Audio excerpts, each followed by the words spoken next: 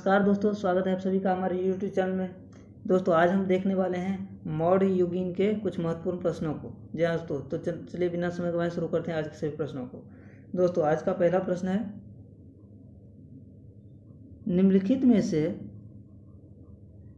किस मौर्य राजा के शासनकाल में कलिंग का युद्ध लड़ा गया था।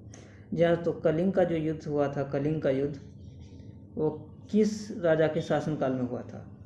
तो दोस्तों ये जो हुआ था युद्ध, ये अशोक के शासनकाल में हुआ था। जी हाँ, तो अशोक के शासनकाल में ये युद्ध हुआ था। चलिए बढ़ते हैं अगले क्वेश्चन की ओर। दोस्तों अगला क्वेश्चन है, निम्नलिखित में से कौन मौर्य साम्राज्य का अंतिम राजा था। या तो मतलब मौर्य जो साम्राज्य था उसका सबसे अंतिम राजा कौन सा था। तो दोस्तों मौर्य साम्राज्य का जो अंतिम राजा था वो था बृहद्रथ। जी हाँ, तो बृहद्रथ। और दोस्तों यहाँ से क्वेश्चन और भी बन सकता है कि बृहद्रथ का जो एक सेनापति था पुष्यमित्र शुंग, यहाँ तो पुष्यमित्र शुंग जो था, जो इसका सेनापति था, इसने बृहद्रथ की हत्या करके और शुंग वंश की स्थापना की थी। जी हाँ दोस्तों, चलिए बढ़ते हैं अगले क्वेश्चन की ओर। दोस्तों अगला क्वेश्चन है, अर्थशास्त्र किसके द्वारा लिखा गया है। जी हाँ, तो अर्थशास्त्र जो पुस्तक है वो किसके द्वारा लिखा गया है। तो अर्थशास्त्र पुस्तक के लेखक हैं कौटिल्य। इसका दूसरा नाम है विष्णुगुप्त। जी हाँ, तो विष्णुगुप्त इसी का नाम है, कौटिल्य विष्णुगुप्त। ये चंद्रगुप्त मौर्य का प्रधानमंत्री था। जी हाँ, तो प्रधानमंत्री था।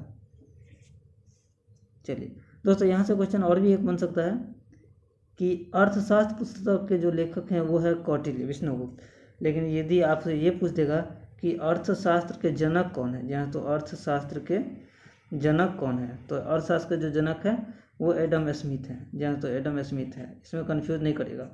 अर्थशास्त्र पुस्तक के यदि लेखक आपसे पूछेगा तो विष्णुगुप्त या कौटिल्य हो जाएगा। यदि अर्थशास्त्र के आपको जनक पूछेगा तो आपका हो जाएगा एडम स्मिथ। चलिए बढ़ते हैं अगले क्वेश्चन की ओर। दोस्तों अगला क्वेश्चन है, मौर्य साम्राज्य के किस सम्राट ने युद्ध जीतने के बाद विजय का त्याग कर दिया। तो दोस्तों आप सभी को पता है कि कलिंग का युद्ध जब हुआ था तो लगभग युद्ध जीत चुका था अशोक। उसके बाद उसने क्या किया था, वो तबाही देख करके उसने बौद्ध धर्म को स्वीकार कर लिया था और युद्ध से पीछे हट गया था। चलिए बढ़ते हैं नेक्स्ट क्वेश्चन की ओर। दोस्तों अगला क्वेश्चन है, निम्नलिखित में से किस मौर्य शासक ने बौद्ध धर्म के प्रचार प्रसार का बीड़ा उठाया। तो दोस्तों कलिंग युद्ध के बाद अशोक ने ही बौद्ध धर्म अपनाया था और इसी ने बौद्ध के धर्म के प्रचार प्रसार का बीड़ा उठाया था। चलिए बढ़ते हैं नेक्स्ट क्वेश्चन की ओर। दोस्तों अगला क्वेश्चन है, निम्नलिखित मौर्य सम्राटों में से किसे प्रियदर्शी कहा जाता है। जहाँ तो किसे प्रियदर्शी कहा जाता है या किसी प्रियदर्शी के नाम से जाना जाता है।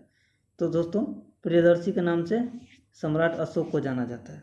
चलिए बढ़ते हैं अगला क्वेश्चन की ओर। दोस्तों अगला क्वेश्चन है, निम्नलिखित में से किस राजा के शासनकाल में सांची का महान स्तूप बनाया था। तो दोस्तों सांची का जो स्तूप बना था वो अशोक के शासनकाल में बना था। चलिए देखते हैं अगला क्वेश्चन को। दोस्तों अगला क्वेश्चन है, निम्नलिखित यूनानी शासकों में से किसने मेगास्थनीज को चंद्रगुप्त मौर्य के दरबार में भेजा था। तो दोस्तों मेगास्थनीज जो था सेल्यूकस निकेटर का राजदूत था, जिसे सेल्यूकस निकेटर ने चंद्रगुप्त मौर्य के दरबार में भेजा था। चलिए बढ़ते हैं अगला क्वेश्चन की ओर। दोस्तों अगला क्वेश्चन है, निम्नलिखित में से कौन हर्षवर्धन के दरबारी कवि और हर्षचरित के लेखक है। तो दोस्तों यहाँ से दो क्वेश्चन पूछ दिया है कि हर्षवर्धन के दरबारी कवि हैं और हर्षचरित के लेखक हैं। तो दोस्तों हर्षचरित का जो लेखक है वो बाणभट्ट है और हर्षवर्धन के दरबार में ये कवि थे। चलिए बढ़ते हैं अगले क्वेश्चन की ओर। दोस्तों अगला क्वेश्चन है, मेगास्थनीज के अनुसार, जहाँ तो मेगास्थनीज जो सेल्यूकस निकेटर का राजदूत था जो चंद्रगुप्त मौर्य के दरबार में आया था, उसके अनुसार पूछ रहा है कि पाटलिपुत्र में कुल कितने द्वार थे। तो दोस्तों उसने अपने पुस्तक में लिखा है कि पाटलिपुत्र में कुल 64 द्वार थे। जहाँ तो 64 द्वार थे।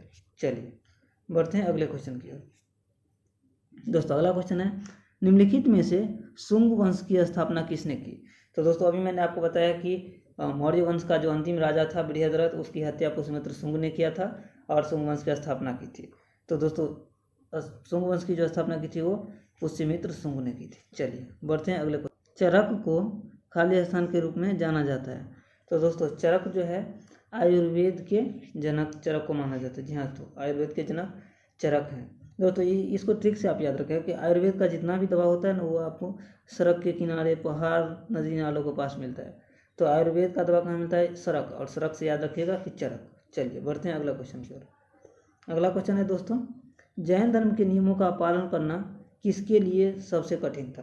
तो दोस्तों आप सभी को पता है कि जैन धर्म में यह शिक्षा दी गई थी कि आप एक चींटी तक को भी नहीं मार सकते हैं, कीड़े मकोड़ों को भी आप नहीं मार सकते हैं, मतलब अहिंसा आपको करना है, हिंसा नहीं करना है। तो दोस्तों किसान के लिए सबसे कठिन था, क्योंकि किसान अपने खेतों में काम करते थे, जिस कारण उसे केचुए, छोटे मोटे कीड़े सभी को हानि होती थी। तो इसके लिए इनका नियम का पालन करना बहुत ही कठिन था। चलिए बढ़ते हैं अगला क्वेश्चन की ओर। दोस्तों अगला क्वेश्चन है, निम्नलिखित में से कौन सा वेद सबसे पुराना है? तो दोस्तों वेद की बात करें तो आप सभी को पता है वेद 4 हैं, ऋग्वेद, यजुर्वेद, सामवेद, अथर्ववेद।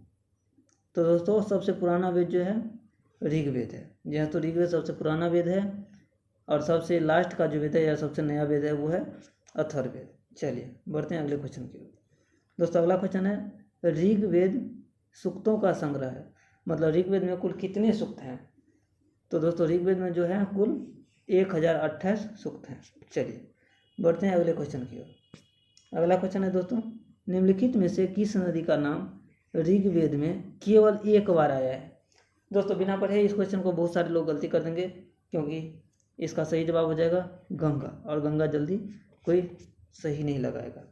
ऋग्वेद में गंगा का चर्चा सिर्फ एक बार आया है। जी दोस्तों एक बार गंगा का। चलिए बढ़ते हैं अगले क्वेश्चन की ओर। दोस्तों अगला क्वेश्चन है, निम्नलिखित में से किस गुप्त शासक ने उसकी सैन्य उपलब्धियों के कारण भारत का नेपोलियन कहा जाता है? तो दोस्तों भारत का जो नेपोलियन कहा जाता है वो समुद्रगुप्त को कहा जाता है, ये सभी को पता है। लेकिन किस कारण कहा जाता है? तो उसकी सैन्य उपलब्धि के कारण इसको भारत का नेपोलियन कहा जाता है। दोस्तों अब जो अगला क्वेश्चन है उसका जवाब आप लोग कमेंट बॉक्स में दे दीजिएगा एक्सप्लेन के साथ। प्लासी का युद्ध लड़ा गया था, प्लासी का युद्ध कब लड़ा गया था? Option A 1755, B 1757, option C 1757, option D 1764। दोस्तों यहाँ 1758 कर लीजिए। अब इसका सही जवाब आप कमेंट बॉक्स में कर दीजिएगा, और ये युद्ध किन के बीच लड़ा गया था ये भी बोल दीजिएगा। तो इसी के साथ आज का वीडियो यहीं समाप्त होता है। यदि कोई त्रुटि हो गई है तो इसके लिए आप हमें सलाह दे सकते हैं। मिलते हैं अगले वीडियो में, तब तक के लिए जय हिंद।